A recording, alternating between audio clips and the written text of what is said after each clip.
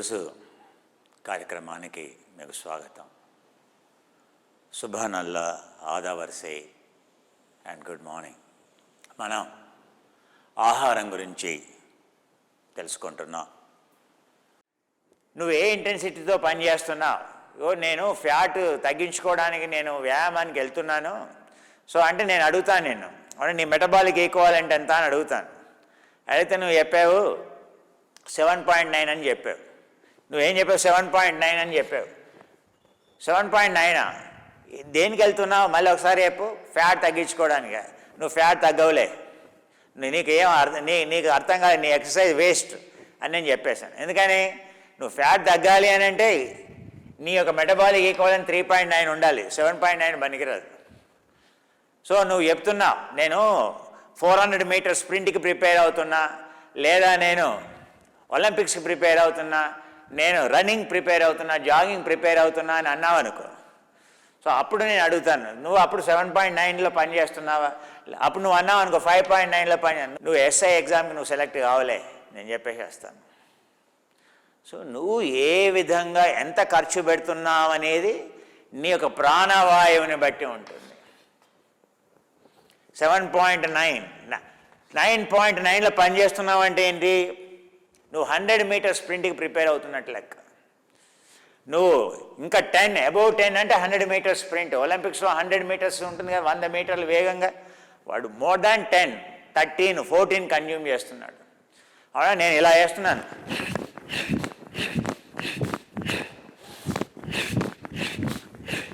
నీ గుండె ఎంత పెరుగుతుంది? 85%, 95 ml తీసుకుంటుంది.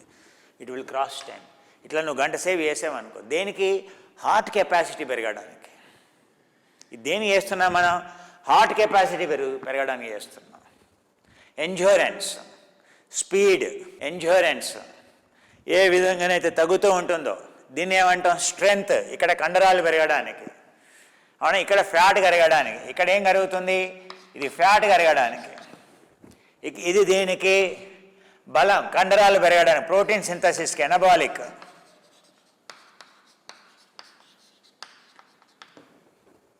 ఇది దేనికి? Aerobic glycolysis.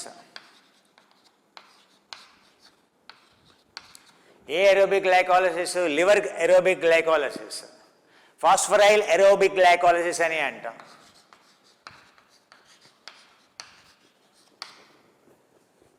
మరి ఇక్కడ ఏం చేస్తున్నా? ఇక్కడ గ్లైకోజన్ మండిస్తున్నా, ప్లస్ ఇక్కడ క్రియాటిన్ ఫాస్ఫేట్ బర్న్ చేస్తున్నాం. ఎనరోబిక్ అంటాం. ఇక్కడ ఏంటి? హైలీ ఎనరోబిక్ అంటాం. క్రియాటిన్ ఫాస్ఫేటే బర్న్ చేస్తున్నాం, ఆ తర్వాత గ్లైకోజన్ బర్న్ చేస్తున్నాం.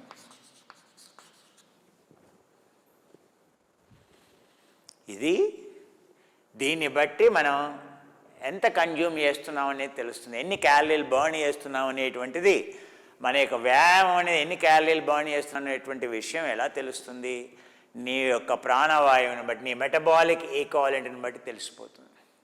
నీ మెటబాలిక్ ఈక్వాలెంట్ 3.5 లెస్ దాన్ 3 ఉంటే నువ్వు ఫ్యాట్ డిజాల్వ్ అవుతుంది. రెస్ట్ అని అంటాం మామూలుగా. సో అంటే నీవు పీల్చుకునేటువంటి శ్వాస రెట్టింపు అయిందని అర్థం. 2 మెటబాలిక్ ఈక్వాలెంట్. 3 మెటబాలిక్ ఈక్వాలెంట్ అంటే నువ్వు పీల్చుకునేటువంటి శ్వాస 3 ఇంతలు పెరిగిందని అర్థం. ఇక్కడ ఏంటి? 3.9 అంటే ఏంటి? 4 ఇంతలు పెరిగిందని అర్థం. ఇక్కడ 6 అంటే 6 ఇంతలు పెరిగింది శ్వాస. నీ మామూలు శ్వాస కంటే 6 ఇంతలు శ్వాస పెరిగిందని అర్థం. ఇక్కడ 8 అని అంటే నీ శ్వాస వ్యాయామం చేసేప్పుడు 8 ఇంతలు పెరిగిందని అర్థం. అంటే 8 × 3.5 అవునా? 30.6 ml తీసుకుంటున్నావు నువ్వు పర్ కిలో పర్ మినిట్. అంటే 60 kgకి నువ్వు క్యాలిక్యులేట్ చేసుకో. 60 × 30 ఎన్ని లీటర్లో వస్తుందని చూసుకో. ఆ తర్వాత ఇక్కడ 38.3 అవునా? నువ్వు 10 ఇంతలు అంటే మామూలుగా అయితే నువ్వు ఎంత తీసుకుంటావు? 3.5 తీసుకుంటావు. అలాంటిది నువ్వు ఇప్పుడు ఇక్కడ 9.9 10 ఇంతలు తీసుకుంటున్నావు అని అర్థం. ఈ 3.5 అనేది 1 ఈక్వలెంట్. అలాంటిది 10 టైమ్స్ ఎక్కువ తీసుకుంటున్నావు అంటే 35 ml తీసుకుంటున్నావు అని అర్థం. 35 అంటే ఇదిగో 30.6. 30.6 ఇంటూ ఇక్కడ క్యాలిక్యులేషన్ ఏంటంటే 250 ml ఫర్ జెంట్స్. లేడీస్కి 200 ml పర్ మినిట్. దీన్ని లీటర్లలో కన్వర్ట్ చేసుకో. ml అప్పుడు నీకు ఈ సంఖ్య వస్తుంది. నువ్వు కన్జ్యూమ్ చేస్తున్నావు అని అంటే నువ్వు 10 times ఆక్సిజన్ పీల్చుకుంటున్నప్పుడు 38.3 నువ్వు మిల్లీ లీటర్లు, అక్కడ ఎన్ని క్యాలరీలు కట్ చేస్తున్నావు? 12.4 kcal నువ్వు బర్న్ చేస్తున్నావు నువ్వు ఇంటెన్సిటీలో. అప్పుడు అది ఏం బర్న్ చేస్తున్నావు? గ్లైకోజన్. నీ యొక్క శరీరంలో ఉండేటువంటి గ్లైకోజన్ ఎనరోబిక్ కెపాసిటీ పెంచుతున్నావా లేదా? సో వ్యాయామం చేసేవాడికి వ్యాయామం చేయని వాడికి ఏంటి తేడా? సో శరీరంలో నిల్వ ఉందా లేదా, శక్తి నిల్వ ఉందా లేదా, మజిల్లో ఆ యొక్క ఎరోబిక్ కెపాసిటీ ఉందా లేదా, ఎనరోబిక్ కెపాసిటీ ఉందా లేదా. నేను ఏదో ఒకరోజు పరిగెత్తాను అనుకో, నెక్స్ట్ డే మొత్తం నా కండరాలన్నీ నొప్పులు, 4 రోజుల వరకు నొప్పులు. నేను ఒకరోజు వైష్ణోదేవికి వెళ్ళి వచ్చాను అనుకో, పైకి వెళ్ళేసి వచ్చాను అనుకో, ఇంకా నేను మంచంలో నుండి 2 రోజులు దిగలేను. ఆ కొండపైకి వెళ్ళేసి వచ్చానంటే మరి ఆ కొండపైకి ప్రతిరోజు అక్కడ పోనీలు మోసేటువంటి వాడు, గుర్రాలు మోసేటువంటి వాడు, గాడిదల మీద వెళ్ళేటువంటి వాడు, అవునా? సో వాడు ప్రతిరోజు పైకి వెళ్తున్నాడు, ప్రతిరోజు కిందకి దిగుతున్నాడు. ఒక్కోసారి వాడు 4 సార్లు పైకి ఎక్కుతాడు, 4 సార్లు కిందకి దిగుతాడు. మరి వాడికి ఎందుకు కావట్లేదు? వాడి యొక్క ఎనరోబిక్ కెపాసిటీ ఉంది, వాడి యొక్క ఎరోబిక్ కెపాసిటీ ఆ లెవెల్లో ఉంది. మన యొక్క ఎరోబిక్ కెపాసిటీ లేదు. సో వాడు ఎన్ని సంవత్సరాలు పట్టింది? కనీసం ఒక 10 సంవత్సరాలు వాడు ఆ విధంగా వాడికి అలవాటు అయిపోయింది. సో మనం ఏం బిల్డ్ చేస్తున్నాం?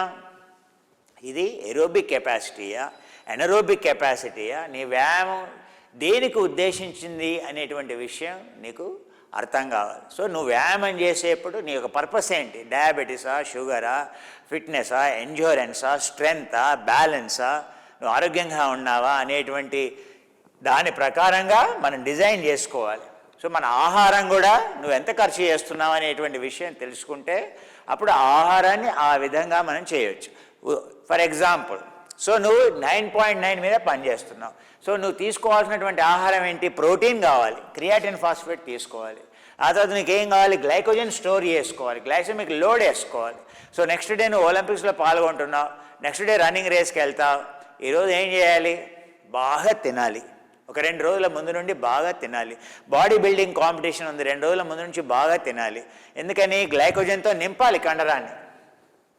సో తింటేనే నెక్స్ట్ డే నువ్వు పని చేయగలుగుతావు. అంత ఎక్కువసేపు పరిగెత్తగలుగుతావు. 2 గంటలు నువ్వు పరిగెత్తాలి అని అంటే నీ శరీరంలో అంత ఎనర్జీ ఉండాలి. అంత ఎనర్జీ ఉండాలి అంటే అంత ముందు రోజు బాగా తినాలి.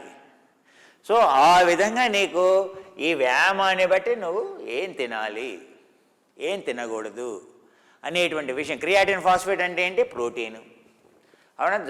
దానికి తగినటువంటి శ్వాస ఉందా లేదా? ఇక్కడ నీకు ఆక్సిజన్ అవసరం లేదు, కానీ ఈ యొక్క నువ్వు 30 నిమిషాల కంటే ఎక్కువ ప్రాక్టీస్ చేస్తున్నావు, అప్పుడు నీకు ఆక్సిజన్ అవసరం. అప్పుడు ఫ్యాట్ కూడా మెటబలైజ్ అవుతుంది. అందుకే డ్యూరేషన్ కూడా టైం ఉంటుంది. కానీ నువ్వు చేసే ఎక్సర్సైజ్ తీవ్రంగా ఉందా, తేలిగ్గా ఉందా అని ఎలా చెబుతావు? దీన్ని బట్టి చెప్తావు. మెటబాలిక్ ఈక్వాలెంట్ అనేది చాలా ముఖ్యం. సో మనం యోగా చేసేప్పుడు సృష్టి క్రమంలో చేస్తున్నప్పుడు ఇలా ముందుకు జంప్ చేస్తున్నాం.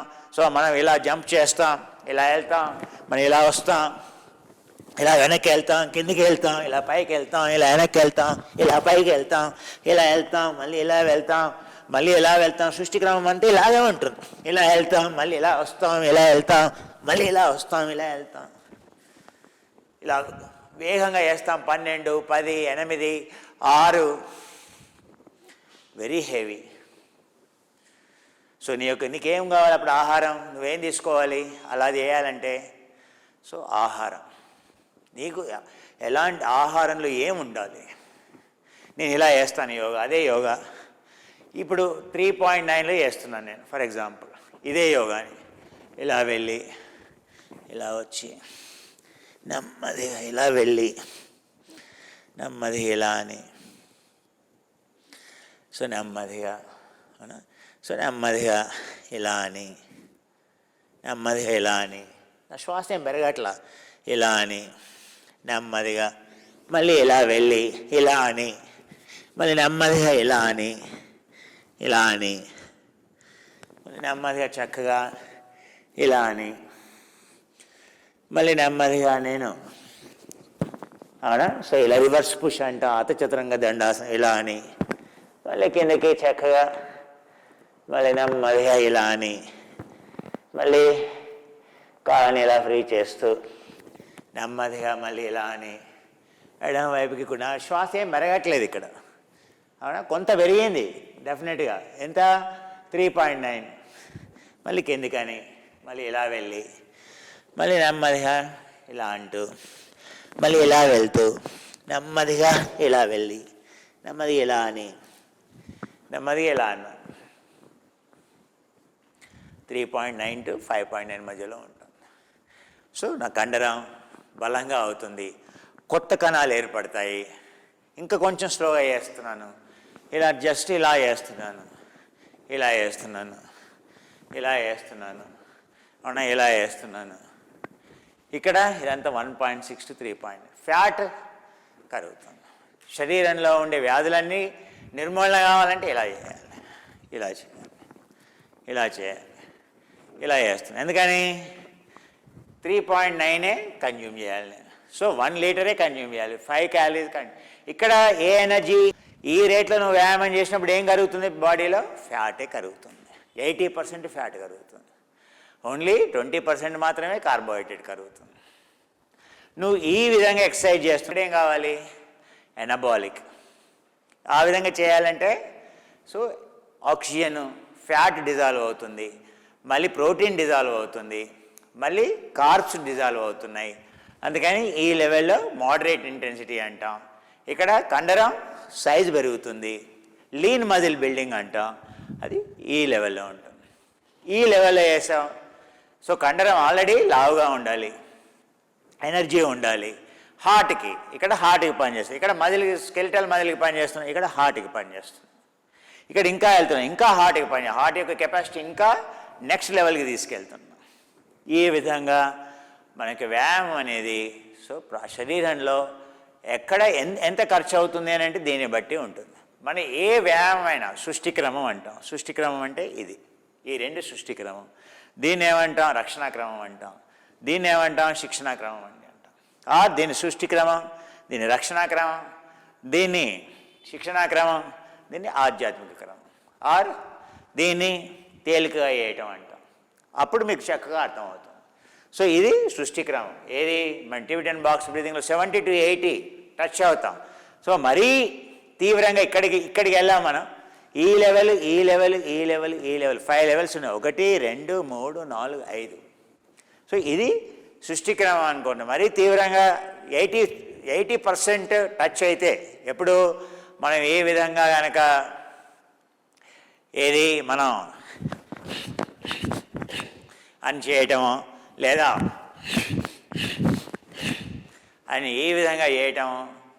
సో ఆ విధంగా కనుక మనం చేసినట్లయితే లేదా ఈ విధంగా వెళ్ళి అని చేయటము, ఈ విధంగా చేస్తే ఇదంతా ఇక్కడికి వెళ్ళిపోతుంది. సృష్టిక్రమం అంటాం. అందులో రెండో విధంగా సృష్టిక్రమం అనుకున్నా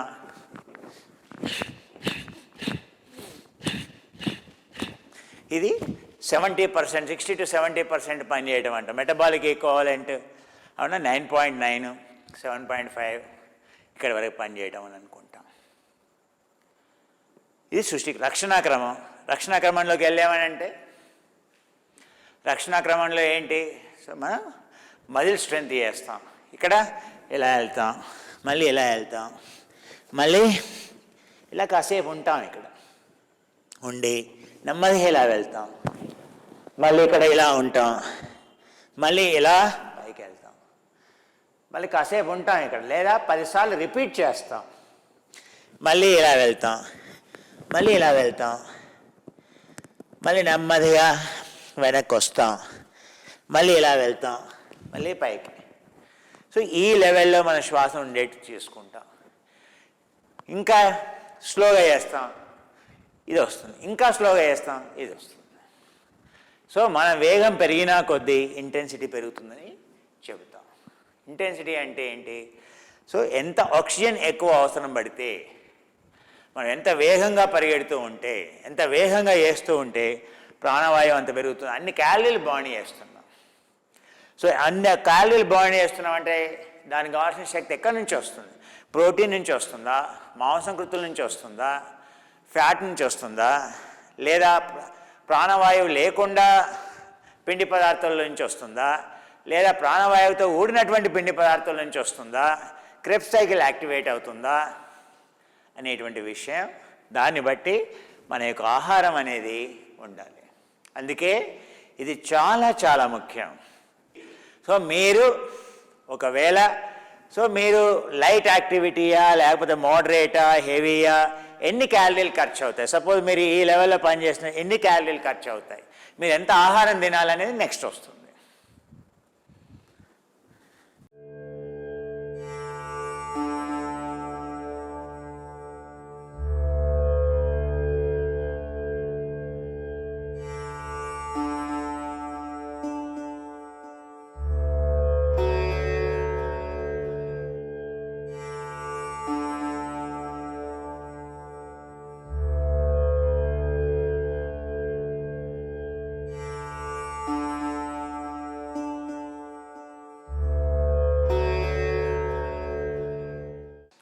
ప్రాణవాయువుని బట్టి మనం ఎన్ని క్యాలరీలు ఇంటెన్సిటీ ఎక్సర్సైజ్ మనం ఎంత తీవ్రంగా చేస్తున్నామో చెప్పొచ్చు అనేటువంటి విషయం మనం తెలుసుకున్నాం. మనం కొవ్వు కరిగించాలా, హార్ట్ కెపాసిటీ పెంచాలా, మజిల్ బిల్డ్ చేయాలా, కొవ్వు కరిగించాలా అనేటువంటి విషయం మన యొక్క ప్రాణవాయువు కన్జంప్షన్ని బట్టి, మన యొక్క మెటబాలిక్ ఈక్వాలిటీని బట్టి, మన యొక్క ఇంటెన్సిటీని బట్టి ఉంటుంది అని తెలుసుకున్నాం. ఇంకొక ముఖ్య విషయం ఏంటంటే, మీరు మ్యాక్సిమం ఇంటెన్సిటీతో పనిచేస్తున్నప్పుడు మీరు ఎంత వేగంగా చేయగలిగితే అంత వేగంగా, మీరు ఉదాహరణకి మీరు 100 మీటర్స్ ఉసేన్ బోల్ట్ 2004 సంవత్సరం ఒలింపిక్స్లో, లండన్ ఒలింపిక్స్లో ఆయన 8 సెకండ్ల కాలంలో పరిగెత్తాడు. అంటే ఏంటి, అది 8 సెకండ్లు ఈవెంట్, అది కేవలం 10 సెకండ్లు మాత్రమే ఉంటుంది. ఆ 10 సెకండ్లకు వెళ్ళే ఉసేన్ బోల్ట్ శరీరం ఎలా ఉంటుందో మీరు చూశారు, అవునా? ఒక వెయిట్ లిఫ్టర్ ఉంటాడు, ఒకేసారి ఆ బరువును 2 సెకండ్ల పాటు మాత్రమే ఎత్తాలి. అక్కడ 10 సెకండ్లు ఉండదు, కేవలం 2 సెకండ్లు మాత్రమే ఎత్తాలి. ఆ వ్యక్తి చాలా లావుగా ఉంటాడు. ఆయన కంటే 2 సెకండ్లు ఎత్తే వ్యక్తికి ఆయన బరువు ఆకారం 10 సెకండ్లు పరిగెత్తేటువంటి, కేవలం 10 సెకండ్లకు మాత్రమే ఇతను ప్రిపేర్ అవుతాడు. జీవితం అంతా 100 మీటర్స్ రేసు మాత్రమే ఇతను ప్రిపేర్ అవుతాడు, 100 మీటర్లు రేసుకు మాత్రమే ప్రిపేర్ అవుతాడు. ఇతను జీవితం అంతా వెయిట్ లిఫ్ట్ ఓన్లీ 2 సెకండ్ల పాటు మాత్రమే ఎంత వెయిట్ ఎత్తగలడు దానికే ప్రిపేర్ అవుతాడు. దీనికి ప్రిపేర్ అయ్యేవాడు ఇది గెలవలేడు, దీనికి ప్రిపేర్ అయ్యేవాడు ఇది చేయలేడు. Usain Bolt heavy weight champion కాలేడు. ఈ హెవీ వెయిట్ ఛాంపియన్ ఎవరైతే ఉన్నాడో వెయిట్ లిఫ్టరు, అతను 100 మీటర్స్ పరిగెత్తలేడు. అందుకని ఈ 2 సెకండ్స్ ఈవెంట్ వేరు. 2 సెకండ్స్ కావాల్సిన ఎనర్జీ ఏమిటి, క్రియాటిన్ ఫాస్ఫేట్ మాత్రమే. ఇతనికి కావాల్సింది ఏంటి, ఇతనికి కావాల్సింది క్రియాటిన్ ఫాస్ఫేటే కాదు, గ్లైకోజన్ కావాలి. గ్లైకోజన్ రిజర్వాయర్, మజిల్ లావుగా ఉండాలి, మజిల్లో క్యాపిలరీ డెన్సిటీ ఉండాలి. ఈయన మజిల్ ఇంకా లావుగా ఉంటుంది, ఇలా లావుగా ఉంటుంది. ఈయన మజిల్ ఇంత లావుగా ఉండదు, కొంచెం ఇలా ఉంటుంది. ఇందులో రక్త ప్రవాహం ఎక్కువగా ఉంటుంది, ఇందులో రక్త ప్రవాహం అసలు ఉండదు. ఇందులో రక్త ప్రవాహం ఎక్కువగా ఉండాలి, అంతేకాదు గ్లైకోజన్ స్టోర్స్ ఎక్కువగా ఉండాలి. సో దానికే ఉసేన్ బోల్ట్ ప్రాక్టీస్ చేయాలి. సో 10 సెకండ్స్, మరి ఆ 10 సెకండ్స్ కాలంలో శక్తి ఎక్కడి నుంచి వస్తుంది అనేది చెప్పాను. క్రియాటిన్ ఫాస్ఫేట్ అనేది, గ్లైకోజన్ అనేది అన్నాం. దీన్ని ఏమంటాం, ఇక్కడ ఆక్సిజన్ అవసరం లేదు. బ్లడ్లో నుండి గ్లూకోజ్ కానీ, కార్బోహైడ్రేట్ కానీ, ఫ్యాట్ కానీ, ప్రోటీన్ తీసుకునేంత టైం లేదు అక్కడ, అవునా? అందుకని దానికి కావాల్సిన శక్తి ఏంటి, ఫైట్ అండ్ ఫ్లైట్ మెకానిజం అని అంటాం. పులి కనపడగానే ఎగిరి మనం పారిపోవాలి, అంతేగాని అక్కడ ఆలోచన చేసి రక్త ప్రవాహంలో నుంచి కణజాలం, అవునా, గ్లూకోజ్ తీసుకొని అప్పుడు శక్తి తెచ్చుకొని అప్పుడు పరిగెత్తేంత టైం మనకి లేదు, అవునా? పులి కనిపించింది వెంటనే ఏం చేయాలి, మనకి క్రియాటిన్ ఫాస్ఫేట్ 2 సెకండ్లలో మనం అక్కడ నుండి పారిపోవాలి. ఫైట్ అండ్ ఫ్లైట్ మెకానిజం అని అంటాం. దాన్ని ఏమంటాం, ఎనరోబిక్ కెపాసిటీ అంటాం. ఉసేన్ బోల్ట్కి కావాల్సింది ఏంటి, హెవీ వెయిట్ ఛాంపియన్ కావాల్సింది ఏంటి, ఎనరోబిక్ కెపాసిటీ అంటాం. సో ఆ 10 సెకండ్ల కాలం పాటు మ్యాక్సిమం ఎక్సర్సైజ్ దేనికైతే చేస్తావో ఓన్లీ 10 సెకండ్స్, 100 మీటర్స్ అనేది నువ్వు 10 సెకండ్ లోపల పరిగెడతావు. ఆ 10 సెకండ్స్ ఈవెంట్కి ప్రిపేర్. అక్కడ సోర్స్ ఆఫ్ ఎనర్జీ ఏంటి, 90% anaerobic, only creatine phosphate and glycogen. నీ వ్యాయామం అంతా క్రియాటిన్ ఫాస్ఫేట్ అండ్ గ్లైకోజన్. నువ్వు తీసుకునే ఆహారం కూడా గ్లైకోజన్ బిల్డ్ చేయాలి, క్రియాటిన్ ఫాస్ఫేట్ బిల్డ్ చేయాలి. మరి గ్లైకోజన్ ఇంత 10 సెకండ్స్ పాటు ఉండాలి అంటే గ్లైకోజన్ అంటే ఏం, high glycemic load, only glucose కలిపిన నీళ్ళు తాగాలి. గ్లూకోజ్ కూడా సరిపోదు, గటోరేడ్ అని, ఎనర్జీ డ్రింక్స్ అంటాం, బుల్ డ్రింక్స్ అని అంటాం, అలాంటి ప్రత్యేకమైనటువంటి హై గ్లైసెమిక్ లోడ్ వేసుకోవాల్సి వస్తుంది. అప్పుడు 90% ఎనరోబిక్ కెపాసిటీ ఉంటుంది, 10% మాత్రమే ఎరోబిక్. 10% ఎరోబిక్ అంటే ఏంటి? ఇక్కడ గ్లైకోజన్, ఇది కూడా గ్లైకోజనే, కానీ ఇది కణం బయట నుంచి వచ్చిందని అర్థం. ఆరు కణం లోపల కూడా ఉండొచ్చు ఎరోబిక్ సోర్స్. సో కణం బయట నుండి ఎంత తీసుకుంది? కేవలం 10. గ్లైకోజన్ లివర్ నుంచి తీసుకుంది ఇక్కడ. సో కణజాలం లోపల ఉండే గ్లైకోజన్ కన్జ్యూమ్ అయిన తర్వాత సో కణజాలం బయట ఉండేటువంటి గ్లైకోజన్ 10% తీసుకుందని అర్థం. దీన్ని ఏమంటాం? ఎరోబిక్ అని అంటాం. 30 సెకండ్స్. సో 30 సెకండ్స్ అంటే ఏంటి? 400 మీటర్స్, అవునా? 100 మీటర్స్ 10 సెకండ్స్ ఈవెంట్ అయితే నువ్వు 300 మీటర్లో 400 మీటర్లో పరిగెత్తాలి. 400 మీటర్లు పరిగెత్తాలంటే 30 సెకండ్ల లోపల పరిగెత్తాలి. సో 30 సెకండ్లకి చూసారా, అక్కడ ఎనరోబిక్ కెపాసిటీ 80%. అక్కడ లివర్ అనేది ఎక్కువ గ్లైకోజన్ స్టోర్ చేసి ఉండాలి, లివర్ రిలీజ్ చేయాలి 20%. సో దీని యొక్క వ్యాయామం మెటబాలిక్ ఈక్వాలెంట్ వేరు. అలాగే 60 సెకండ్లు. 60 సెకండ్లు అంటే మన టైం ఇంకా దూరం. 1000 మీటర్ల, 1500 మీటర్సా, 1 మినిట్ ఈవెంట్, 1 నిమిషం పాటు ఉంది. 1500 మీటర్సా, 1000 మీటర్సా అనేది. సో 1000 మీటర్స్ అనుకోండి, సో 6. ఇప్పుడు 100 మీటర్స్ మనం 15 అంటే అవునా, 600 మీటర్స్ మనం పరిగెత్తలేం. అంటే 500 మీటర్స్, 400 మీటర్స్ ఈవెంట్. 1 నిమిషంలో కేవలం 400 మీటర్స్ ఈవెంట్ పరిగెడతాం. సో 400 మీటర్స్ పరిగెత్తాలి అంటే అక్కడ కణజాలం లోపల ఉండే శక్తి 70 మాత్రమే ఉపయోగపడుతుంది. ఇక్కడ కండరం కొంచెం సన్నగా ఉంటుంది. ఇప్పుడు ఈ 10 సెకండ్లకు ప్రిపేర్ అయ్యే వ్యక్తి ఆకారం వేరుంటుంది, 30 సెకండ్లకు ప్రిపేర్ అయ్యేటువంటి వ్యక్తి ఆకారం వేరుంటుంది. ఇది 200 మీటర్స్ ఈవెంట్, ఇది 400 మీటర్స్ ఈవెంట్. ఇక్కడ ఈయన యొక్క ఆకారం ఈయన కంటే సన్నగా ఉంటుంది, 70. ఆ తర్వాత 2 నిమిషాలు పరిగెత్తాలి. సో 2 నిమిషాలు అంటే అక్కడ సుమారు 800 మీటర్స్ ఈవెంట్ ఏదో వస్తుంది. ఆ 800 మీటర్స్ ఈవెంట్కి వచ్చేసరికి 50%. సో శరీరం అక్కడ కండరం అనేది ఇక్కడ ఉన్నంత లావుగా ఉండదు, ఇక్కడ కండరం అనేది కొంచెం సన్నగా ఉంటుంది. ఎందుకని?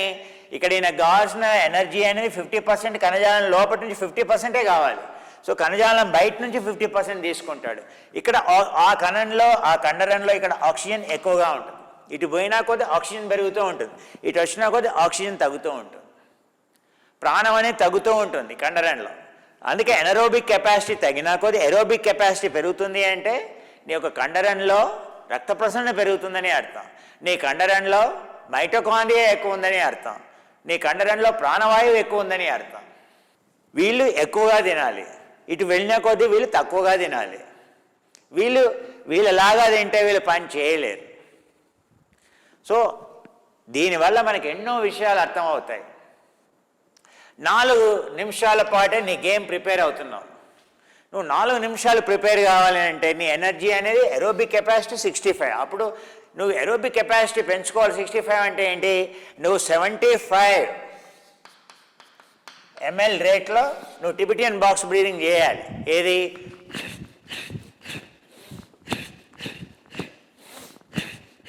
ఇలా నువ్వు ప్రతిరోజు ప్రాక్టీస్ చేస్తే నువ్వు 4 మినిట్స్ ఈవెంట్కి నీకు గోల్డ్ మెడల్ వస్తుంది. నీకు ఇక్కడ 85% రావాలి. ఇది 15% ఎరోబిక్ కావాలి, 85% కావాలి. 85% కావాలంటే నువ్వు ఇంకా ఎక్కువ కెపాసిటీ అవసరం నీకు. దీన్ని ఇలా 1 అవర్, హాఫ్ అన్ అవర్ కాదు కదా, ఇలా ఈ రేట్లో నువ్వు కనీసం గంట సేపు అయినా నువ్వు పని చేయగలగాలి. ఎంతసేపు? 10 నిమిషాలు. నువ్వు 30 నిమిషాలు 95 ml, 95% ఎరోబిక్, 30 మినిట్స్ నువ్వు పని చేయగలిగావంటే ఇక్కడ ఎరోబిక్ కెపాసిటీ అనేది 95% ఉంటుంది, 5% మాత్రమే ఇక్కడ కండరం ఇంకా సన్నగా ఉంటుంది. దీనికంటే కండరం ఇక్కడ సన్నగా ఉంటుంది, దీనికంటే కండరం ఇక్కడ ఇంకా సన్నగా ఉంటుంది. ఇక్కడ 99% ఆక్సిజన్ కన్జ్యూమ్ అవుతుంది, ఇక్కడ ఫ్యాట్ డిజాల్వ్ అవుతుంది. ఆ మనిషి సన్నగా ఉంటాడు, 2 గంటలు పరిగెడుతున్నాడు, 120 నిమిషాలు అంటే 2 గంటలు అంటే చెప్పాను కదా, 2 గంటలు అంటే మ్యారథాన్, 40 కిలోమీటర్ల ఈవెంట్. ఇది హాఫ్ మ్యారథాన్, 20 కిలోమీటర్ల ఈవెంట్. 40 కిలోమీటర్లు పరిగెత్తే వ్యక్తిని చూడండి ఎలా ఉంటాడు, సన్నగా ఉంటాడు. అవునా? ఈ 20 కిలోమీటర్లు పరిగెత్తే వ్యక్తి కంటే 40 కిలోమీటర్లు పరిగెత్తే వ్యక్తి ఇంకా సన్నగా ఉంటాడు. If you once you see this honey, highest what do you call Manuka factor, Australian honey, 24 Manuka factor is the highest. So this is a 24 honey, Indian Manuka honey. But this is not only just not a Manuka factor, but antioxidant activity, electron donor capacity, the pollen diversity in this honey. It is all Himalayan forest range it is. You see the honey mix here, the kind of the honeys we collect. There is nowhere in the world you get this honey quality. Do you understand how much we studied the phytochemistry? Each honey we have studied. For each honey we studied more than 25 parameters. The criteria of choosing a particular honey. So the way we choose, I have not written here exact ratios, just 4%, that's not correct. Actually, having the highest Manuka antibiotic and highest antioxidant activity honeys, we use more. Less antioxidant activity, we use less. Like that, each honey has particular quality. So those honeys in those proportions we have added into this. If there is any honey that is highly scientifically evolved effective, it is this honey. Do you understand? My honey.